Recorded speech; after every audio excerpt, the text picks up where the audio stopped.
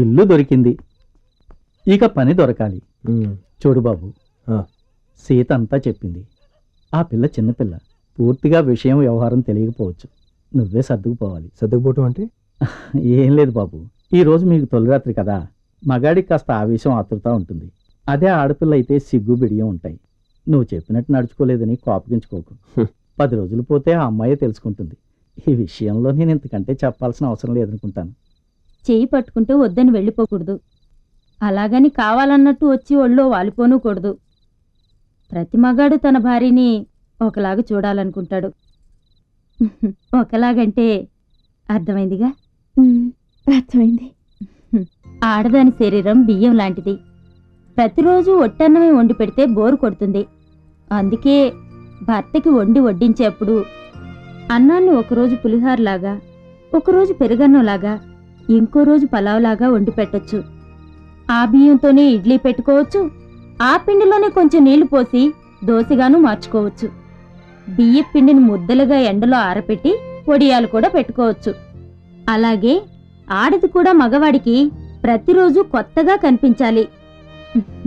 అప్పుడే భార్య అంటే భర్తకి బోరు కొట్టకుండా ఉంటుంది. ఇంతకుముందు జీవితంలో దాంపత్యం అనేది చీకట్లో ఉండేది. అందుకే అందరి జీవితాలు వెలుగులో ఆనందంగా ఉండేవి. కానీ ఇప్పుడు దాంపత్యం అనేది వెలుగులో ఉంటుంది. అందుకే కాబోలు చాలా మంది జీవితాలు చీకట్లోనే ఉండిపోతున్నాయి. అర్థమైందా?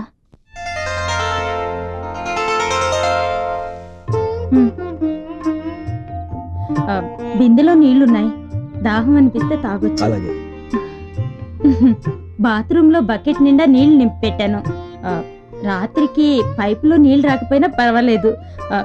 చూడు, అర్ధరాత్రి ఆకలి అనిపిస్తుంది.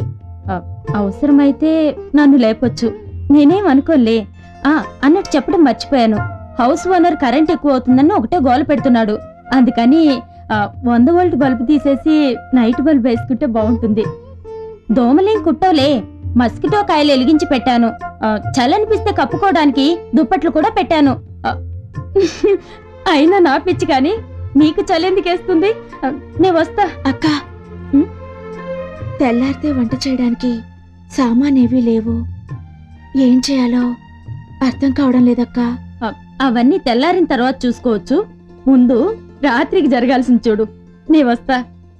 అవును, వాళ్ళెందుకు మన గురించి అలా మాట్లాడుతున్నారు? వాళ్ళ దృష్టిలో మనం భార్యాభర్తలం. ఎప్పుడైతే మన భార్యాభర్తలు అయ్యామో ఇక మన మధ్య ఏ సంబంధం ఉన్నా పర్వాలేదు. అందుకే వాళ్ళు మన గురించి అలా మాట్లాడుకుంటున్నారు. భారతి, ఇప్పుడు ఒక పసిపాప తల్లిపాల కోసం ఎలా వెతుక్కుంటుంది, అలాగే ఒక ఆడది మొగాడి కోసం, ఒక మొగాడు ఆడదాని కోసం వెతుక్కొని సంతోషపడటమే జీవితం. అది తప్పైతే మనకన్నా తల్లిదండ్రులు తప్పు, లేదా మన కనబోయే పిల్లలు తప్పు. ఇప్పుడు మనం ఒకరినొకరు తాకుండా ఉంటున్న విషయం బయట తెలిసిందనుకో, వాళ్ళే అనుకుంటారు నాలో మొగతనం లేదనుకుంటారు, లేదా నీలో లోపన ఉందనుకుంటారు. నేను మొగాడినే, మరి నువ్వు ఆడదానివేనా?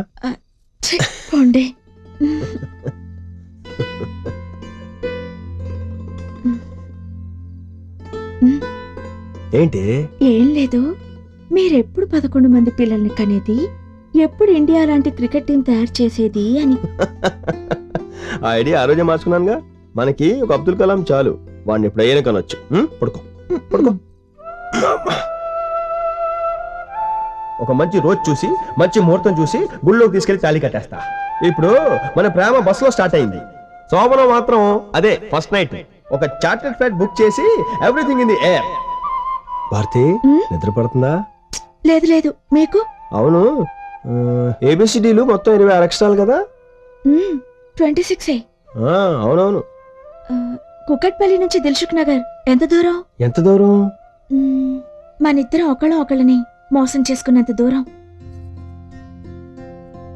పిచ్చిదానా, ప్రేమ కోసం కష్టపడిన వాళ్ళం ఒకళ్ళొకళ్ళు ఎందుకు మోసం చేసుకుంటాం చెప్పు? నాకేం కష్టంగా లేదండి, మీకే కష్టంగా ఉంటుంది. ఈ ఇంట్లో ఏసీ లేదు, షవర్ లేదు, కార్ లేదు, టీవీ లేదు, ఫ్రిడ్జ్ లేదు. పిలిస్తే పరిగెత్తుకు రావడానికి పని మనుషులు లేరు, మార్చుకోవడానికి మంచి మంచి బట్టలు లేవు, వినటానికి మ్యూజిక్ సిస్టమ్ లేదు. ఈ నిమిషంలో మీరు మొహం చూసుకోవడానికి అద్దం లేదు, కనీసం తల దూకోవడానికి దువ్వెన కూడా లేదండి. అమాయకురాలా, ఇప్పుడు ముట్టుకున్నాను చూడు, ఆ తడి అది నా కేసి. మన ఇద్దరం గట్టిగా కౌలించుకున్నాం అనుకో, ఆ వేడి నుంచి వచ్చిన చెమటే నాకు షవరు.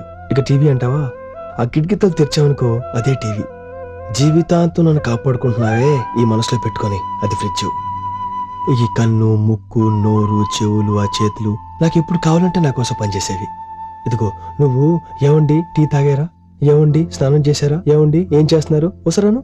ఏమండి స్నానం చేస్తారా, ఏమండి భోజనం చేస్తారా, ఏమండి కాఫీ తాగుతారా? అది నాకు మ్యూజిక్. ఇక కారు, కళ్ళు ఒకసారి మూసుకున్నావు అనుకో చంద్రమండలం దాకా వచ్చేవచ్చు. నువ్వు కూడా నాతో పాటు రావచ్చు. ఇక ఈ ముఖం ఉందే, ఇది నాకు అద్దు లాంటిది. నేను తలదూకోవచ్చు, నన్ను నేను చూసుకోవచ్చు. ఏమీ లేని జీవితంలో ఇంత సంతోషంగా ఎలా ఉన్నారండి?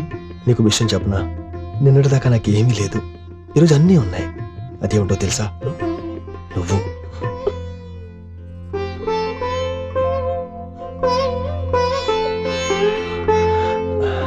ఏంటి భారతీయ చిన్నపిల్లలాగా వేడుస్తున్నావు? ఏడాకోమా, ఏడాకు, పడుకో పడుకోమా, పడుకో.